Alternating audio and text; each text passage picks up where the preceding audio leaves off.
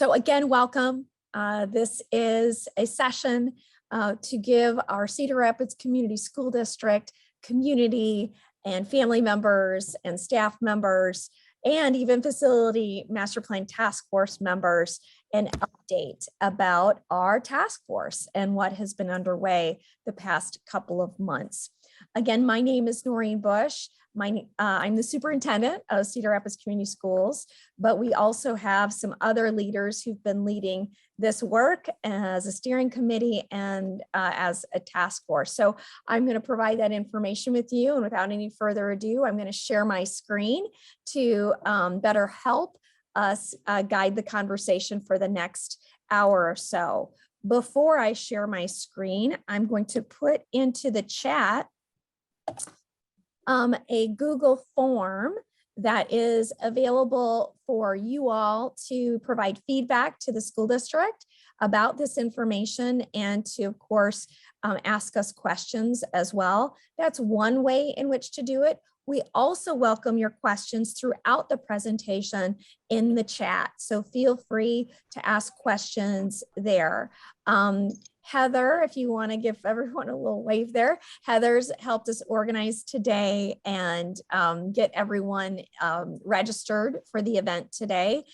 So Heather's going to keep an eye on the chat, and feel free to cue me, Heather, if I'm missing a moment to answer someone's question. So please do feel free to ask questions along the way.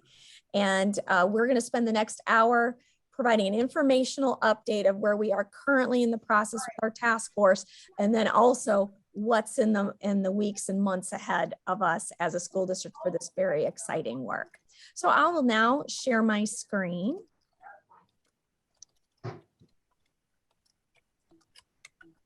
And if I could get some nonverbal cues from those of you who do have your video on that you see this okay, that would be great. Thank you very much. I've gotten a few thumbs up, so appreciate that.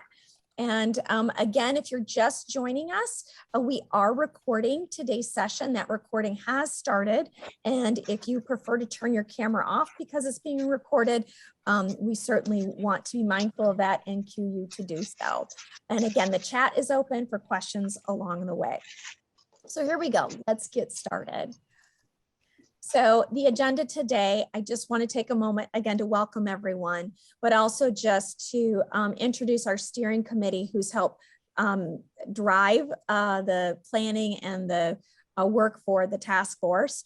We're going to review just very briefly our strategic plan and how this work fits within our strategic plan work. I want to provide a brief update on the history of our facility master plan and our timeline that started in 2016 to present, and then the current work of the task force, the major areas of focus for us, how this is impacting the financial buckets of the district and what we're using to support our facility master plan work, and how we would intend to support future facility master plan work, what our timeline has been for the task force from November to today, and then also from today moving forward into the late spring, what we're projecting as the work. And then we really welcome your feedback and then also opportunities for next steps and continued community engagement. So just as a brief note, our steering committee includes myself, our Chief Financial Officer, Executive Director of Business Services is Dave Nicholson, and then also our Buildings and Ground Manager is John Galbraith. That's our internal team. Heather Marner and Tracy are our great supporters and organizing us, but also as collaborators in this opportunity. We asked in the fall for hand raises to assess some of our buildings. We put out an RFP to enlist the help of architects and engineering firms to consider assessing our secondary buildings specifically. And OPN was the hand raiser, and said we would be and like to engage in an opportunity. And they were the only hand raised, and we were very appreciative of them willing to do this very heavy lifting work. So we have members of the OPN team who also serve on our steering committee as we plan our facility master plan task force work, because they're helping us gather all of that data. So much appreciation for the steering committee and their efforts and long hours in planning this work. And then also I'll talk about our task force in a minute, and super shout outs and gratitude to our task force members.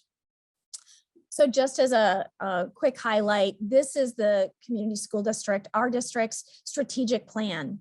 And certainly we have measures and ways in which we are finding our system indicator improvements, and those are at the top. Our vision is every learner future ready, and we have a lot of work to unpack in order to deliver on that promise for every learner to be future ready in Cedar Rapids. The strategies are unpacked in 4 focus areas around culture, student learning, workforce, and systems and resources. And just to be clear, everything we do in Cedar Rapids is focused on that vision, every learner future ready, and also about access and equity of distribution of resources, so all learners' needs are met within our system and all families' needs being met in our system. So the facility master plan fits right within that vision. And so facility master plan is actually a very clear strategy for us under our systems and resources focus in order to provide equity and access to all children and families in our school district. We'll unpack that a little bit more as we talk about the work.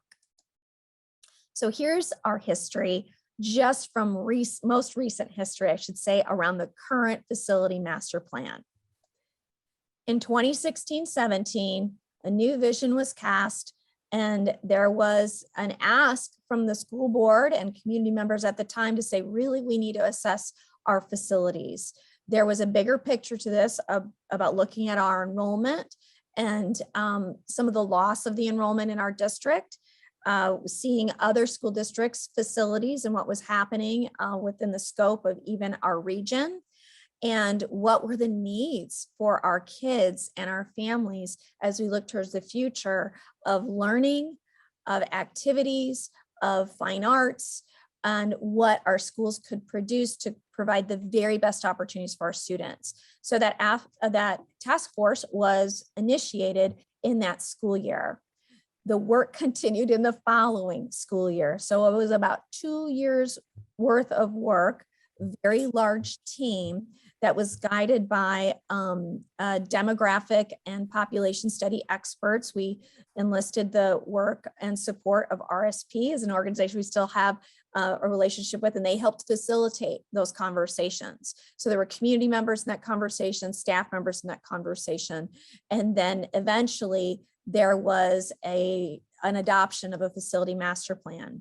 The focus of the task force narrowed the scope to focus on elementary schools initially, and that the proposal was to consider how we could create and prevent the unevenness throughout our district, not just unevenness of enrollment, but also the unevenness of performance of our schools, and have better supports for students. So best practices focused on collaboration, best ways to create opportunities, and best practice learning environments for students. So that task force studied a lot of that work and what were best practices, and the greatest opportunities for us and the most unevenness we have in our system was at the elementary level.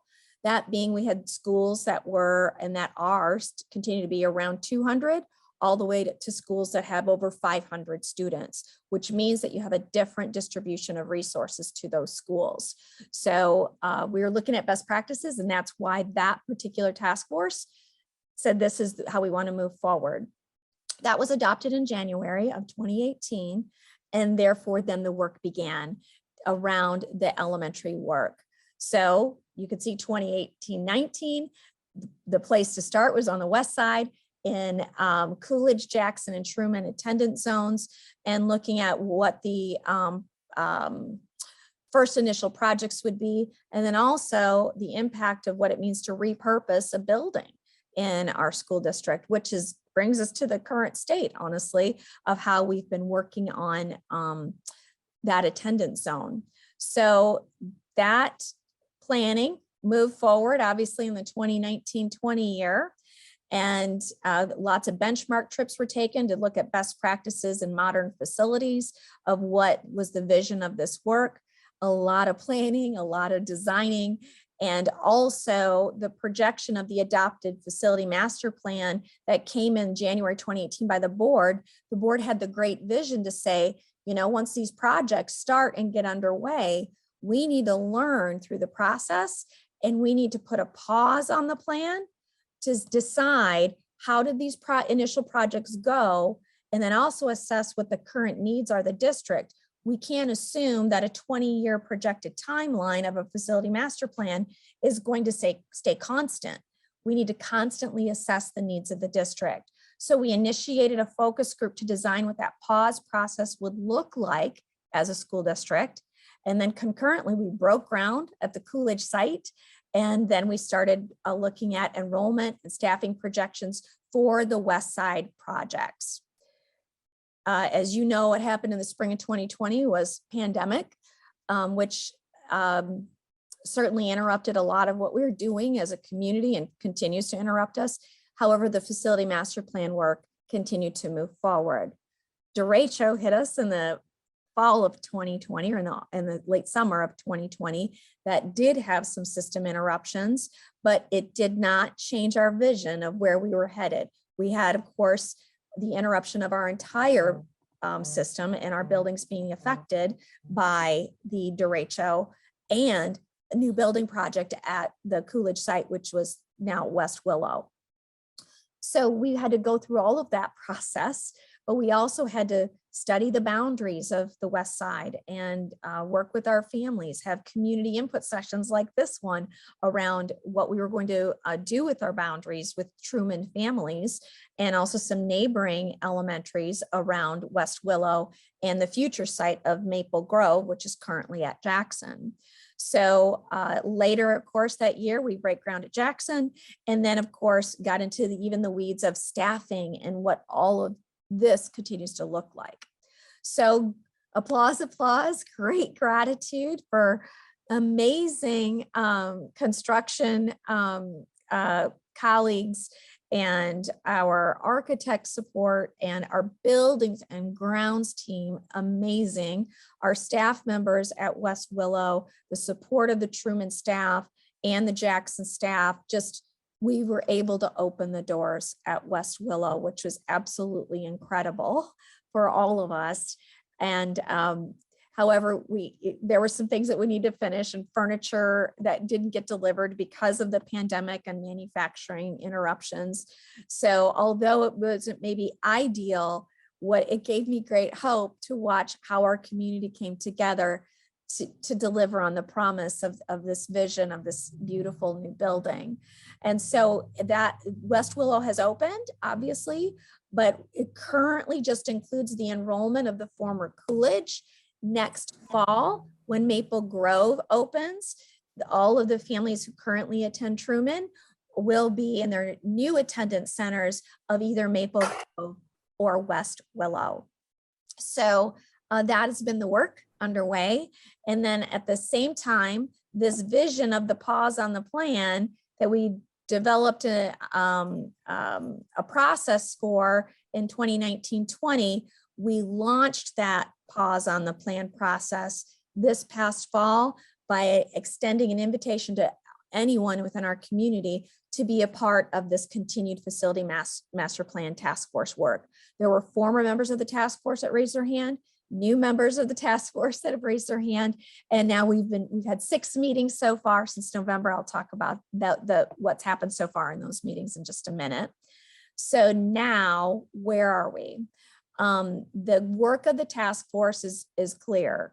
We are analyzing the current state data of our district around enrollment, around population, and even around condition of buildings and facilities. We are certainly looking at our budget allocations and how school finance supports our facilities.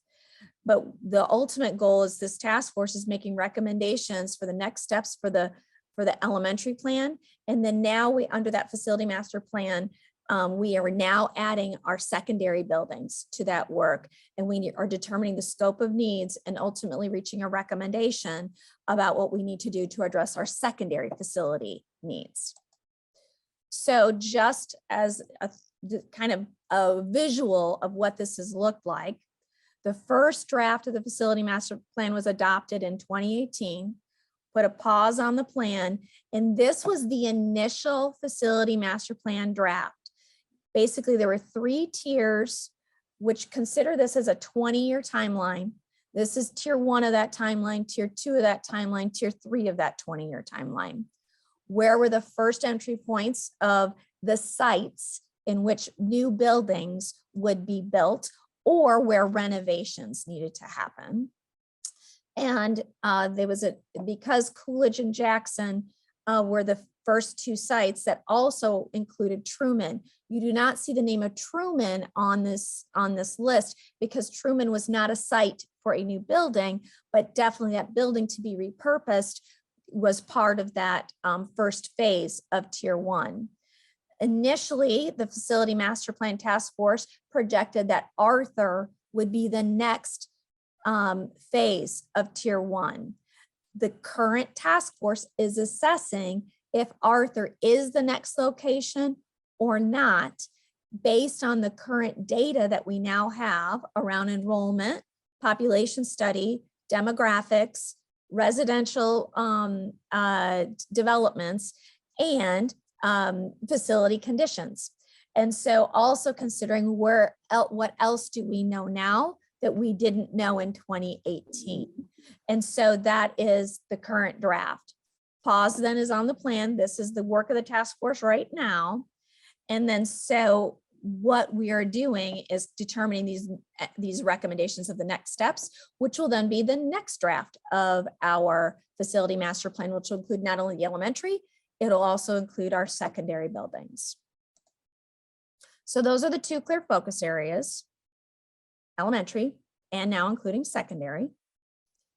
And now just to let you know, you might be asking, how are you paying for all of this? Cedar Rapids Community School District was very clear with the first draft of the facility master plan around elementaries of how we were going to pay for this 20-year timeline of the elementary facility master plan work.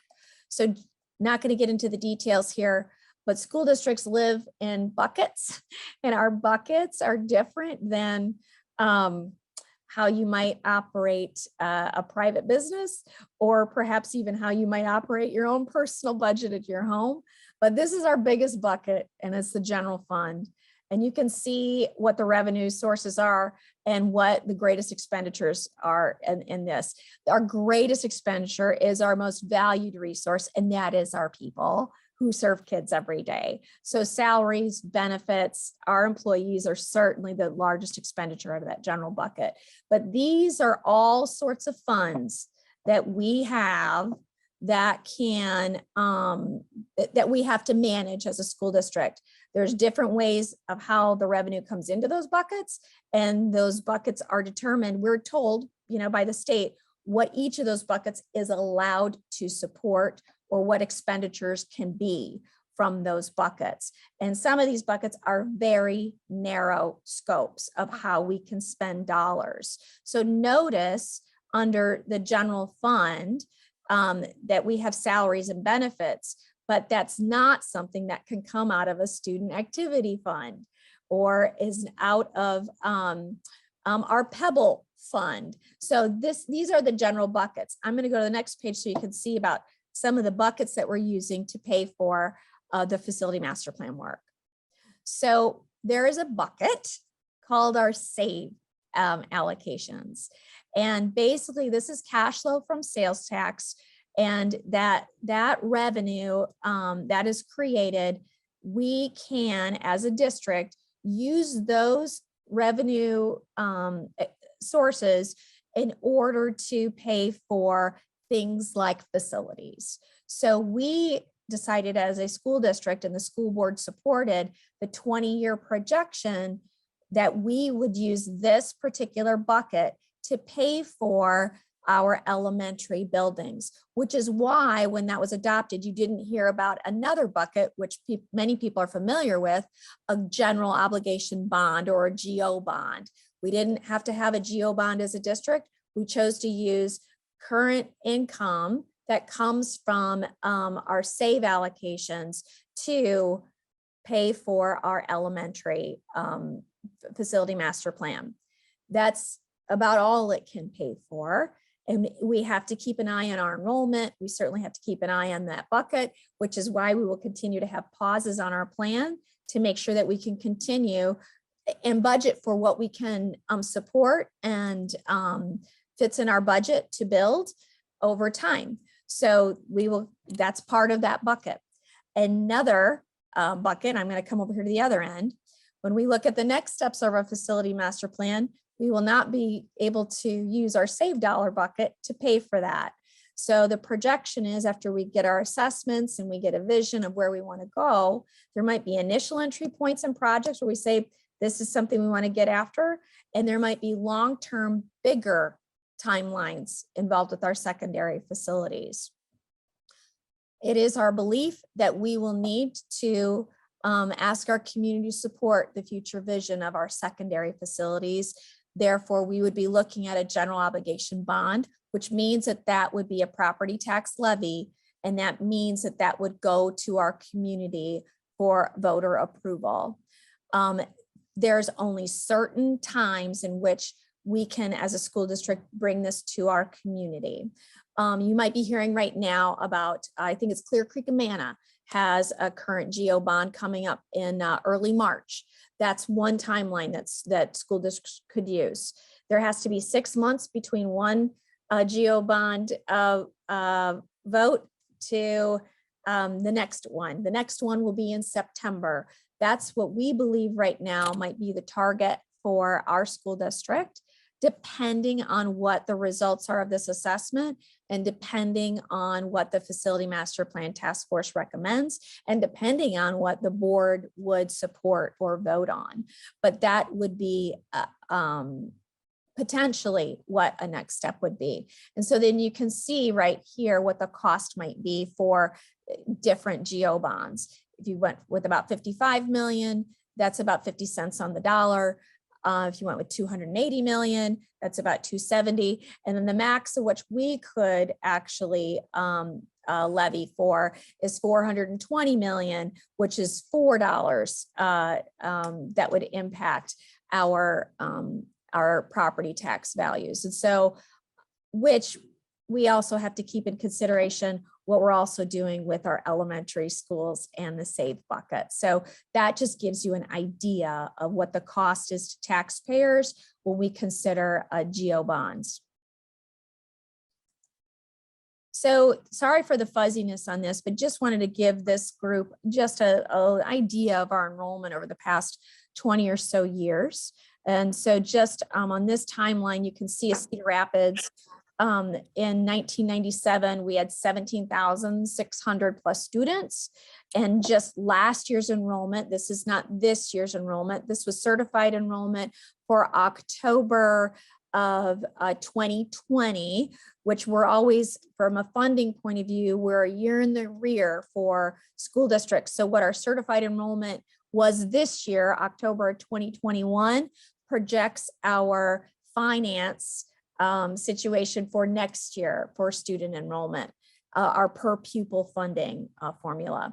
So you can see in October of 2020, our certified enrollment was 16,200 students. So over a 20 plus year time period, you can see the ebbs and flows of our district, but a general trend is that we have a declining enrollment, which also lines up with birthplace population or birth rate population studies, as well as just the current amount of children who live in our community.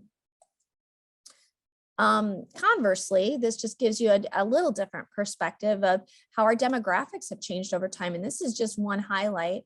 This would be students who qualify for English language learning programming in our district, which means that their first language is not English.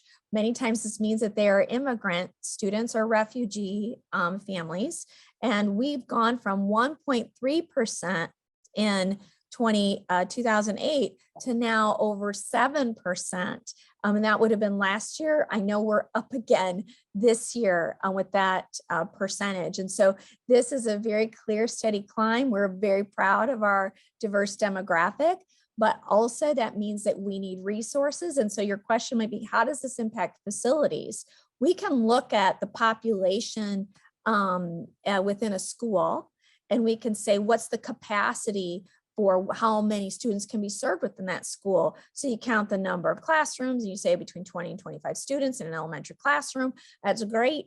However, sometimes we have to look at programs and not just total number of heads that can be served within a classroom. If we have to have an English language learning classroom, more than likely there's not 25 students served in that all day long. There are students who are getting specialized instruction and support, and they might just be rotating in and out of that particular classroom all day. So this kind of programming means that we have more needs for specialized spaces in our facilities that perhaps we didn't need in 2008. And then this is another demographic. This is our free and reduced lunch demographic. And so in 2001, Cedar Rapids had 26%, approximately 26% of our student population qualified for free and reduced lunch. And again, in the fiscal year of 2021, it was 57% of our students qualified for free and reduced lunch. And so that too then means that we need to really pay attention to access and our supports, that we're supporting all of our kids throughout our district and their needs and their families as well. So what's the work been so far? So far, this has been our meetings up to date, and I'm just giving a high level overview. You're going to feel like the task force members right now, because I will say this, it's felt like a fire hose to them.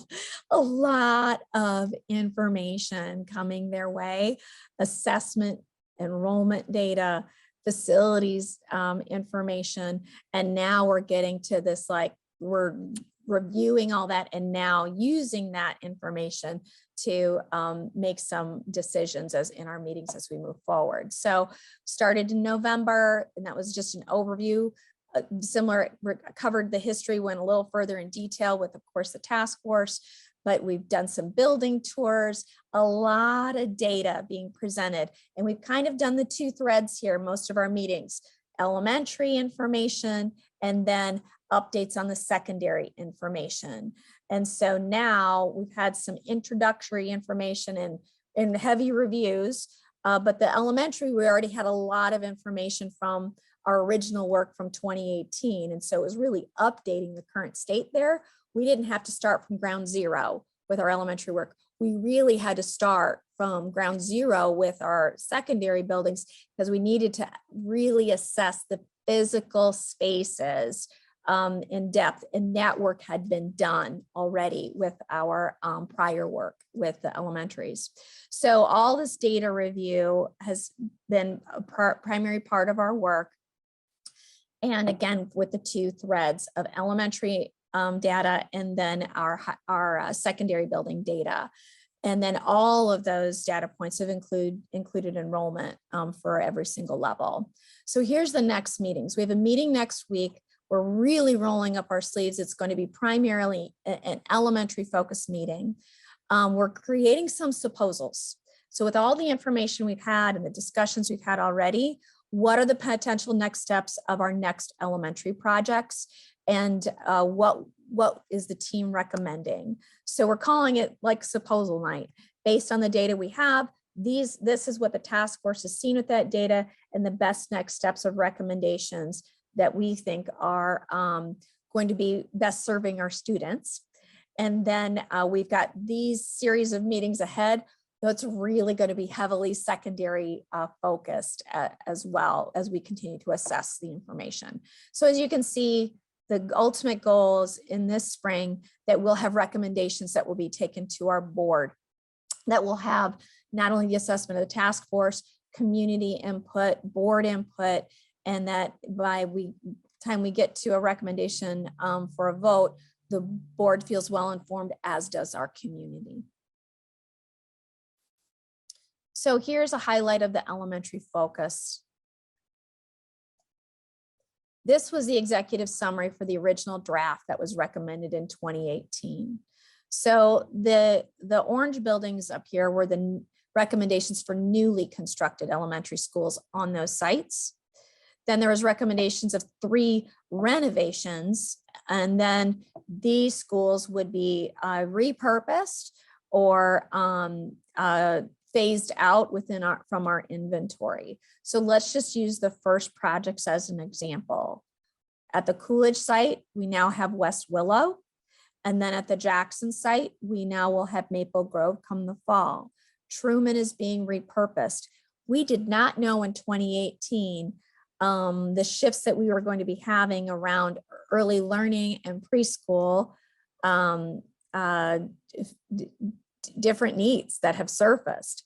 And it's always been a priority for our school district, but there's now some recent developments in regards to some funding streams and certainly focus at the state level that we are creating an early learning center for Truman. And it's a great space to purpose it that way because it's one level and it has little pods within the teaching environment. Great opportunity for our families, for our district, and definitely for our youngest, littlest learners. And so excited that that's going to happen with Truman. We did not anticipate that even 2 years ago, but this is certainly what the current need is. But we can't necessarily predict that's going to be the next situation with our next step in our elementaries.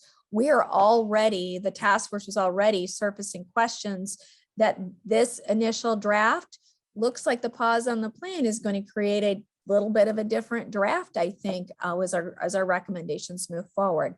So that's why, again, we put this pause in, and then we're assessing our data and where are the next steps for our work. So again, this is just unpacking that information just a little bit differently and with a little bit more detail. But it does explain how the tiers and the priorities were created with each one of those elementaries. And some of that tier ranking included the actual needs of the facility itself. And that if it needed a lot of work and a lot of support in that from an investment and from physical space, was it worth to invest in the space, or do we really need to consider a build, as well as growth of demographics, growth of population, I mean, and the needs within that area or neighborhood within our community. So that's what determined the tiers of who was prioritized first. So we are reassessing this in regards to prioritizing on the next steps of our elementary work. So this is some current enrollment data that we wanted to be sure to share with you, and has certainly been in front of our task force. And this is information that is available actually through the Department of Education, but wanted to make sure that you all can see the kind of data that the task force is studying to lead decisions. So this is from the 2001-2 school year all the way to the current school year, and you can see enrollment trends throughout our district. And so just to use prior to West Willow, our newest building was Viola Gibson. And so you can see Viola Gibson in 2002-03, 460 students, and then has inched above or way above 500, sometimes gone a little below. And I will say this is also shows sometimes that our programming that I was talking about earlier, we make decisions about a program for example, if a school has preschool in it or not, or alternative kindergarten in it or not, can impact the enrollment and the head count within that particular building. But Viola has just had a little bit of a steady climb. And so we can see right now they're at about 521 versus, I'll just use Madison as an example. Madison in 2001-2, definitely one of those smallest buildings that I was talking about, kind of the unevenness of enrollment throughout our district. And then as you look forward around Madison, it's kind of had a steady beat until 1920, significant dip. And then we've had another dip and another dip. When I said earlier, we couldn't predict how the pandemic and the derecho impacted some of our neighborhoods, this is one of those examples. Of that 165 students, I think there's about 25 students that are permitted from other schools into Madison. And so that too is then, we need to see what's going to happen with Madison's enrollment as we move forward.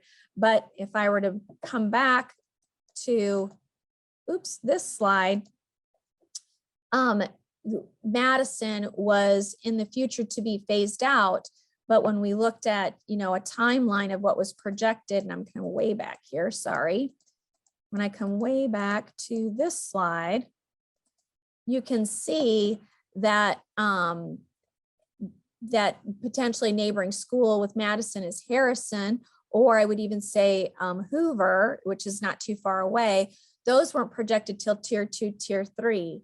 So we would have to say, okay, what does that information tell us now? And then we have to reassess the tiers of what's needed.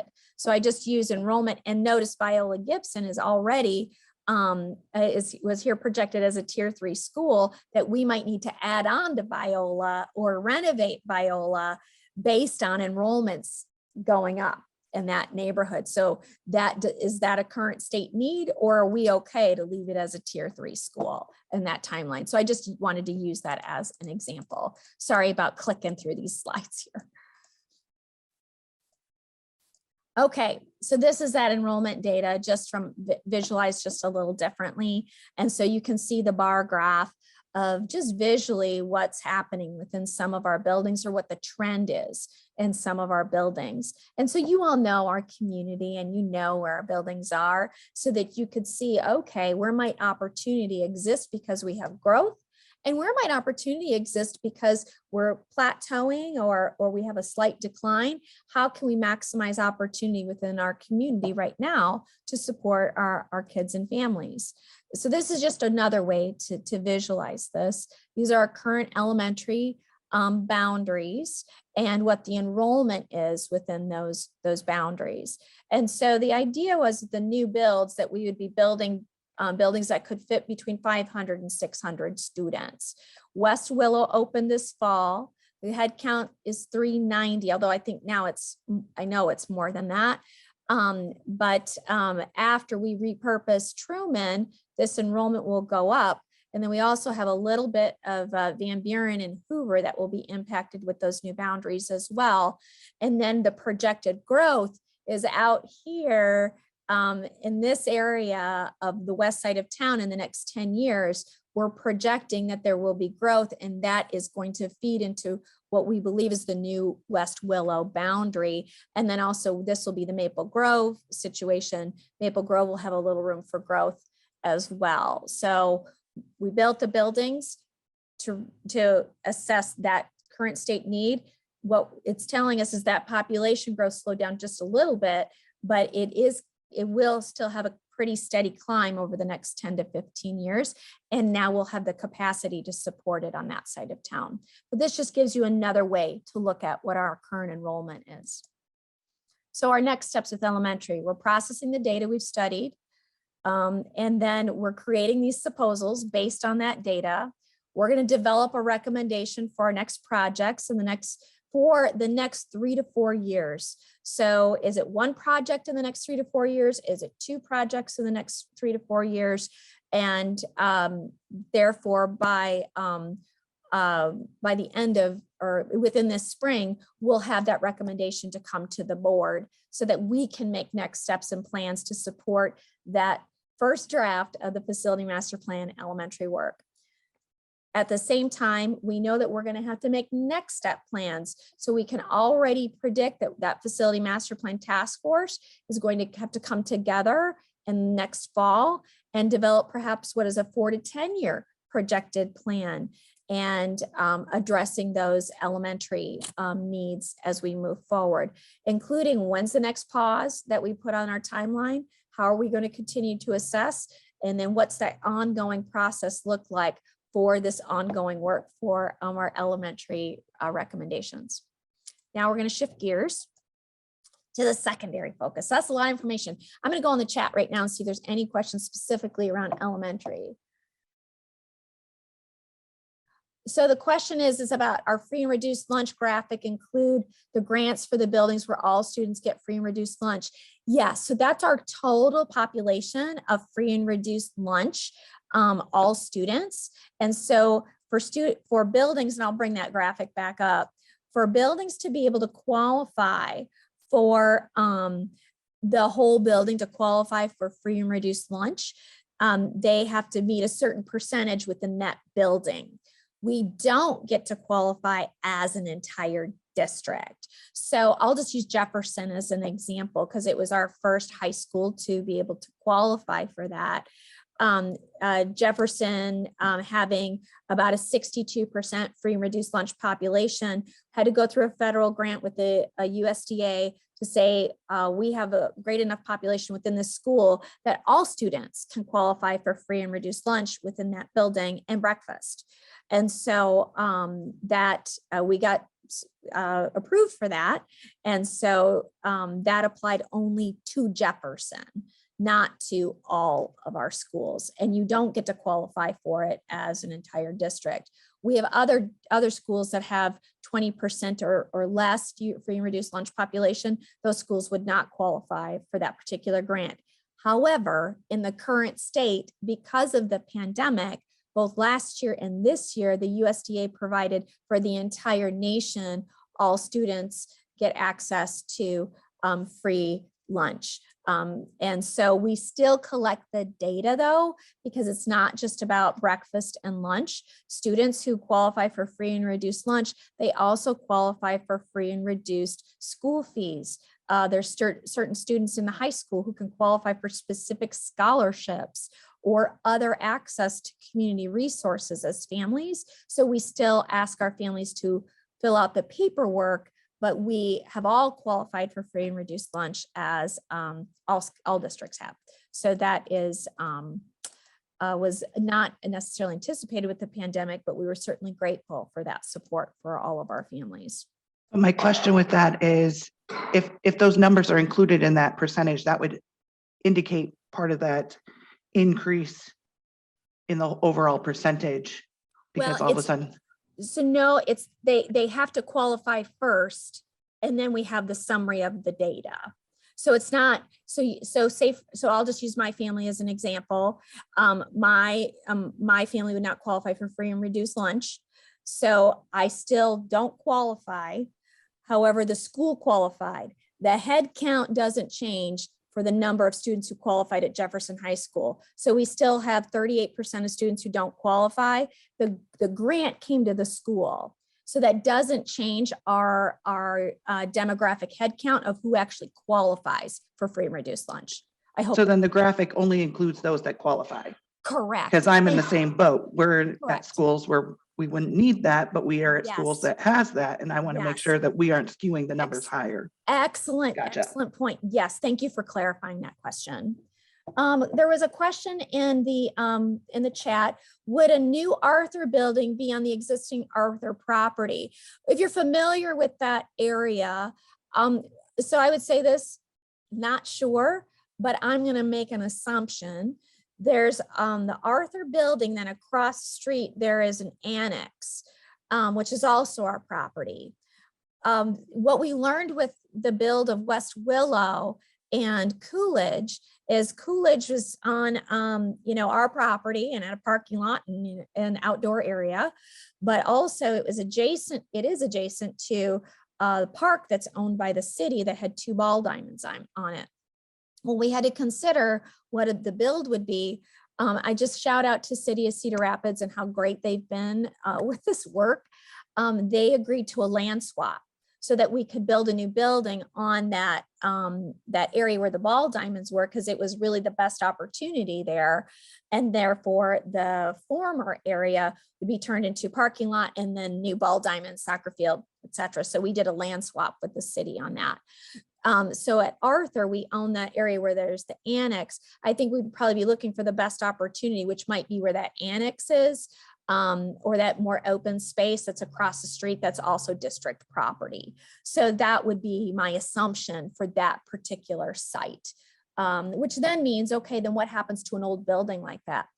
Then we repurpose and we see if there's an interest for somebody to, purchase a building like that, or what might be the opportunity for a building like that. I definitely want to be clear that there's no assumption that we're looking at, immediate demolitions of especially historic buildings. Coolidge is a little different story in that Coolidge, there wasn't a whole lot of historic need to preserve what was at Coolidge, but also just the condition of the building. It needed a rebirth. so we did demolition in that case, and we will demolition on the Jackson site as well. But that certainly may not be the case, especially with some of our historic buildings. Thanks for the questions in the chat. That's really helpful. So next piece, secondary focus, right? So this is kind of a big overview. I would invite, I see a couple of our OPN friends are online here, Joe or Susan or anybody, if you want to add, if there's questions that come up, feel free to jump in at any time here. But thanks to OPN and their guidance with this really heavy lift of assessing. These are huge buildings, all right? And we have a wide variety from, over 100 years to 1960s, and how do you assess all these spaces? So thank you, OPN, for your expertise. So we've had project kickoff, a lot of research and assessment, and then as the work comes on, this is where this is starting: community engagement, making sure that you all have an opportunity to see what we're learning, and then of course when decisions are made, you get to go to design phases and talk about what those design phases are. We are way over here right now and a little bit here, just informing you where we are. So this is kind of the big scope of the timeline of work. And you can see here we are in February. So we're having this community session to get your input just on what we know so far. And this was way back when, like almost in the fall, we thought, well, we might start that. We might be able to accelerate this elementary work. Our learning was we needed to kick this down a little bit. Just there was so much data that we had to comprehend that's not as quick as we thought it might be. But as you can see, the ultimate goal is to get here to the spring with some recommendations coming to the school board, big picture, having an ask around our secondary buildings with a vote to our community.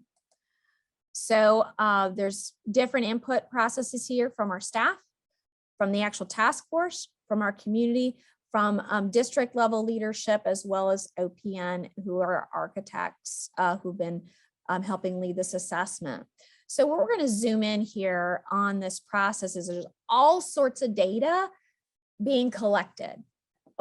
We've done a tremendous amount of listening sessions at each one of the secondary sites.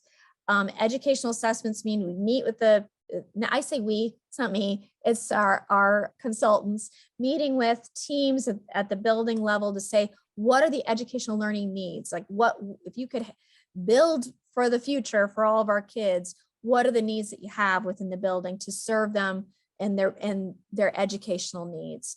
And then listening sessions are just staff gets to stop by and say, boy, if I could fix this today, I would. My dream is this. So just getting a lot of data input from a qualitative way.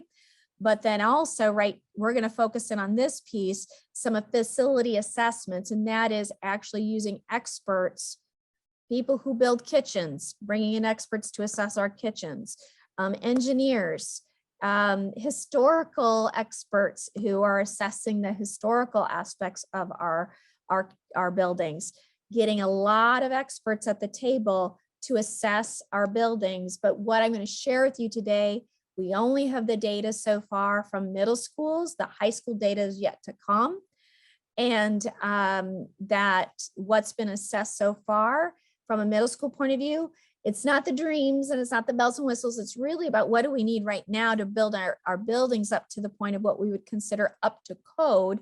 If we were to build a new middle school, what would be the regulations that we would be expected to meet, which means that is code regulations. And so what are those things that our buildings need to make sure that they are best suited to serve our students now?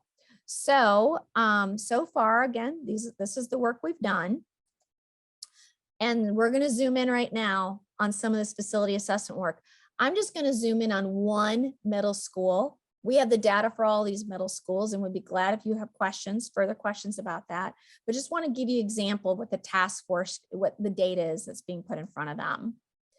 This is the layout of our district and all of our secondary facilities, which includes our 3 comprehensive high schools, our alternative high school metro, and then of course, all of our middle schools. So zooming in on the middle school, this is the assessment data so far, just on the facilities assessment, not the listening sessions. That data is still coming in, not the educational assessments. That data is still coming in. The task force hasn't even seen that data yet. We're just going to look at Franklin just as an example. And so this is an overview of where Franklin's, what the property looks like and what we own over there on the east side of town. And this is just from an external point of view, what some of the site deficiencies are. And so when we think about things as being what our kids need, I'll just go to number 5. We want things to be ADA compliant so that our children who have physical different abilities and need to have access, whether that be wheelchair access, crutch access, physical need access, what parts of our facility are not giving them the same opportunity as their peer groups. So that is something that is certainly at the top of mind when we're looking at our facilities. So that's just one example. So lots of information, lots of visualizations of the floor plans that shows where the needs are. The task force has gotten to look at every scope of all of our middle schools, but this is just a summary from Franklin of what the mechanical needs would be and where we're doing okay.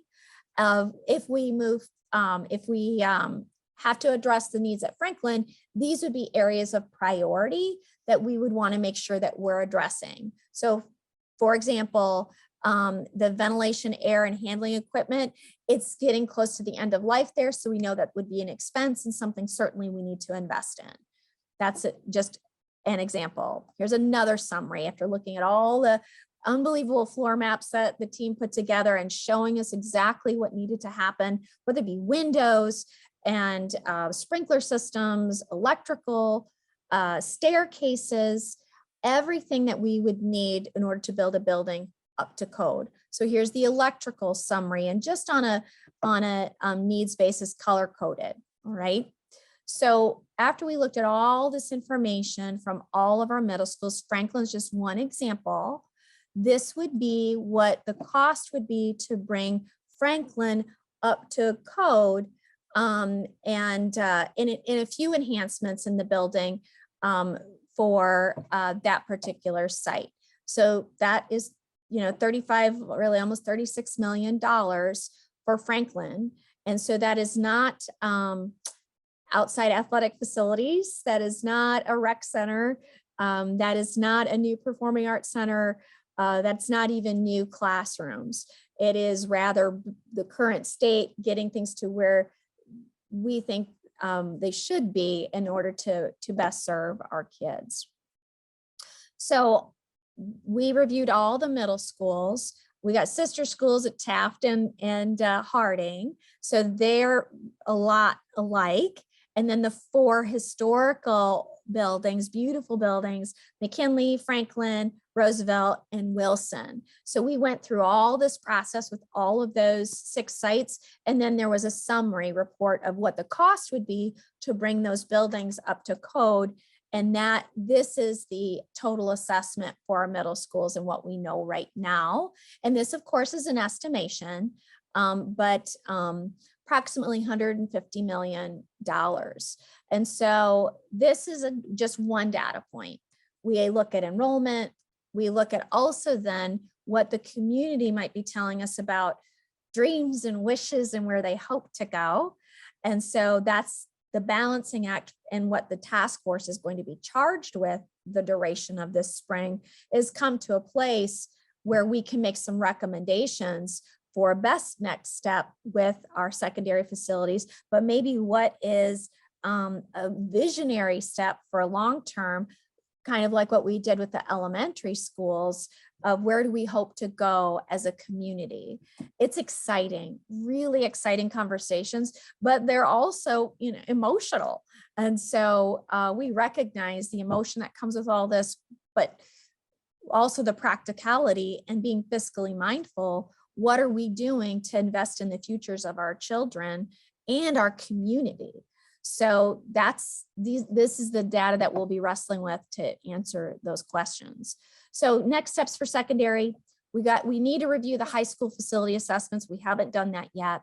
We'll process all this data, and then there's additional data points that haven't been brought to us yet around the listening sessions and educational assessments, survey input. We'll need further community input, and developing then a recommendation for the late spring. And so that's it. That's a lot of information. And obviously we've got just a few minutes left, but welcome your feedback. And so I'm going to come over here to the chat, and then also I'll just remind everyone, and I'm going to put it right now in the chat, just a reminder, if you've got to scooch out, if you have an opportunity to take a survey and give us your questions and ideas and thoughts, we would welcome that. So I'm going to come up to question of, if a new Franklin and the new empty third-party logistics site north of 29th Street in between First Avenue might be a good, oh yeah, awesome, alternative locations for even a new school. Yep, we've got to consider all options. Thank you for that. And then building windows being done this year and tuck pointing is halfway done. Numbers should be adjusted accordingly. Oh, thank you for that input. In that, so that I'll say this, all along we continue to do facility upgrades. We continue to address the needs within our buildings. The question is, where do we continue to invest, and what we need to reconsider, and then what does that mean for the entire scope of our district? So the question is, the consolidation of early learning programs for next school year, will all aid programs be at Truman as well? No, the alternative kindergarten programs will continue to remain in our elementary schools, although that could be a conversation for the future. But alternative kindergarten is truly a kindergarten option. And so we will maintain those in the current elementary schools. It does change sometimes of where the location is based on our enrollment and our needs. I think right now we have 5 AK classrooms. Isn't the land at Arthur on a floodplain? I don't believe so. John, are you on? Can you answer that question? John Galbraith. Yes, I'm here. No, I don't believe so. I believe the only floodplain property that we own would be Taylor Elementary. Yeah, the Cedar River Academy at Taylor, I thought so as well. Is there an estimation of the cost of replacing middle schools with most ADA needs? So we do have that data with that assessment, and I will not to shortchange the question. They all had significant ADA needs, but I would say certainly the price tags at Taft and Harding were different in that maybe they were the most accessible, the most historic buildings. There would be a lot of investment there, but yes, we certainly could look at that from a priority lens of where were we going to get where does things need to be addressed the most? And that might be the priority lens that the task force recommends. Absolutely.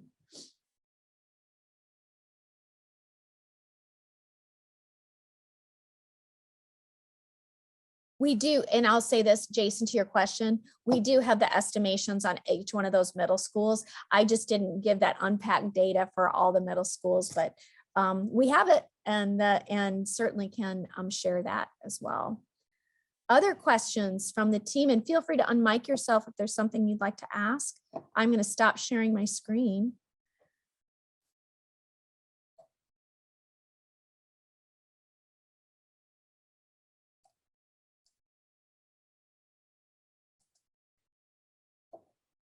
These are the moments where I say, that was a lot of Noreen talking.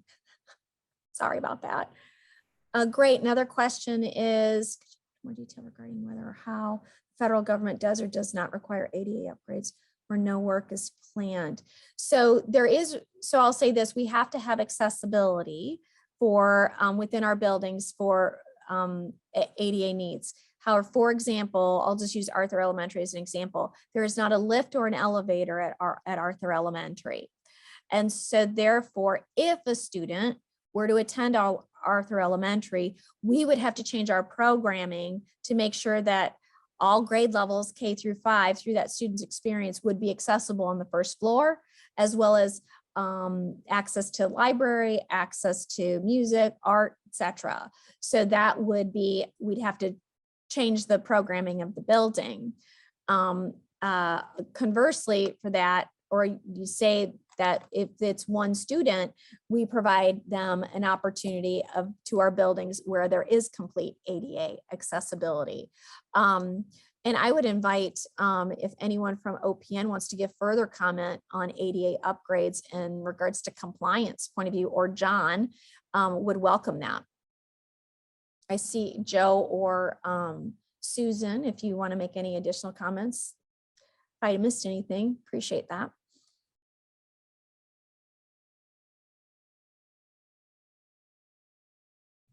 Sounds like I covered it. Thank you, team.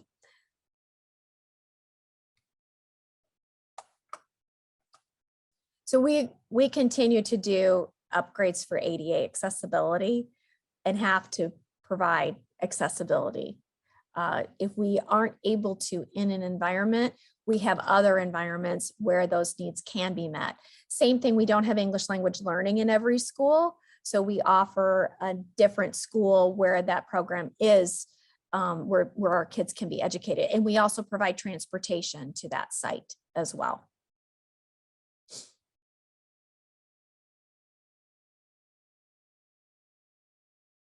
Oh, thank you for the input on Arthur, thinking about a 2-story building. Okay, so if you haven't driven by West Willow and Maple Grove is underway as well, those are both 2-story buildings, and you can see that kind of what the feel and the look is of those new buildings. Thank you for that input.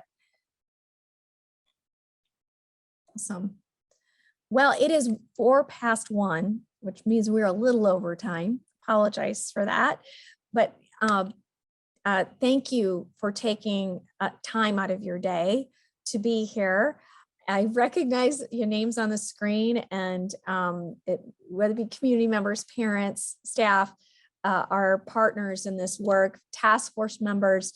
This is a really exciting time for our school district. It also, exciting things can also bring on other emotions too. And we recognize that and just so value the perspective of our community. Heather has been gracious enough. She's going to capture all the input from the chat today. And then we really welcome your input via the survey as well.